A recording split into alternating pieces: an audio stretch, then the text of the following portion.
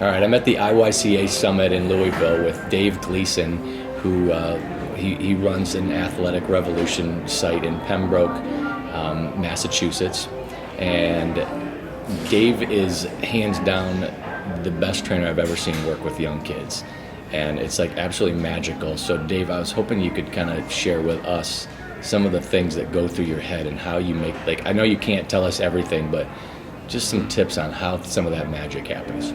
Well, thank you first of all for that. I don't know how warranted it is, but warranted. We all do our best for our athletes, and I think the first bit of advice I would give to any coach is to remember why you got into the field to begin with. And I'm reminded of that, Jim, because just recently I worked with a local school system, and as you probably know, PE teachers, especially in public schools, they really have their hands tied in terms of what they can actually do and teach with their kids. There's not much autonomy there.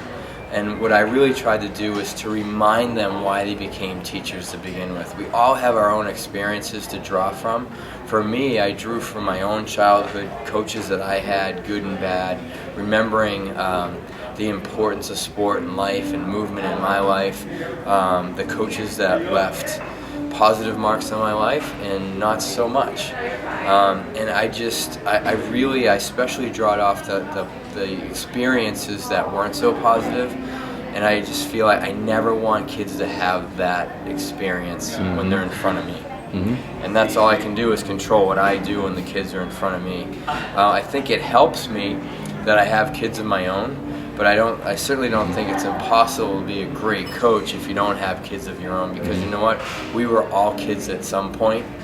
So the other thing I'll mention is you just have to kind of pull out that kid inside of you. And you do that so well. Well, thanks. I think a kid at heart, right?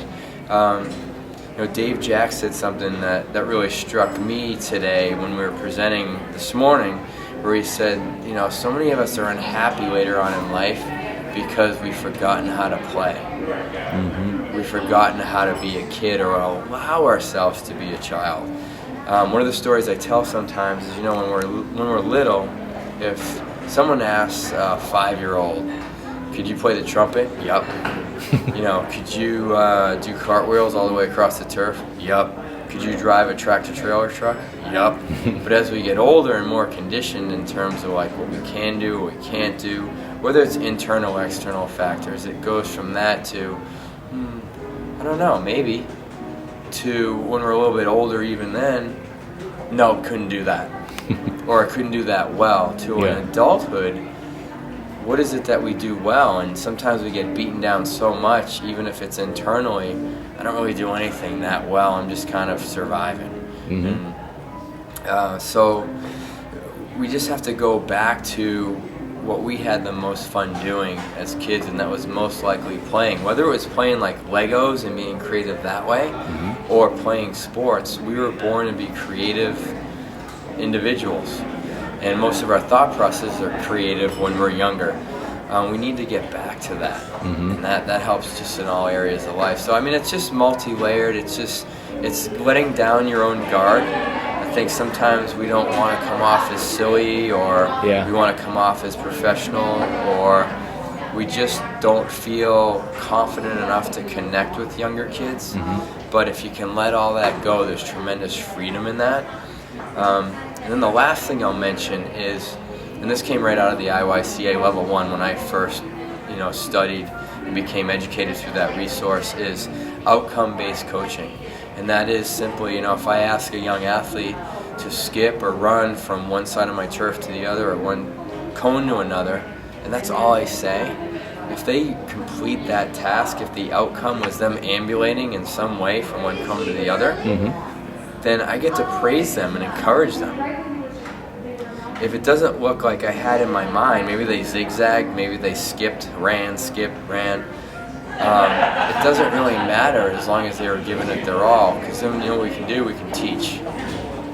So it takes the pressure off. It doesn't have to look like I have it up here. Let me give them a cue or a task and see what they come up with. And then when they complete it, we praise them, we encourage them. And then you start to build trust, and they start to get lifted. and they start to feel better about themselves, and then they in turn they want to please you as their coach as well. Yeah. And then you can start to cue them and say, that was great, you guys, but rather than half skipping and half running, let's see if we can skip all the way.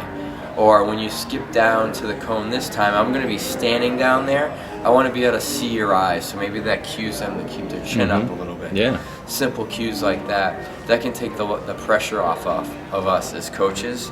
And then it's not about behavior or how am I going to teach a squat or how am I going to teach these kids to skip when they're younger.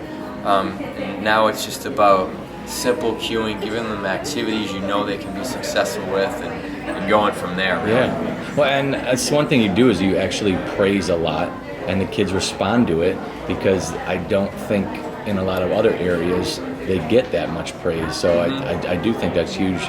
The other thing I like that you do is you're able to use, like, kids will screw around, and it doesn't ruin everything for you. Like, I think a lot of people, if one kid's screwing around, it ruins everything, and all they focus on is how to get that kid back redirected. How do you handle that?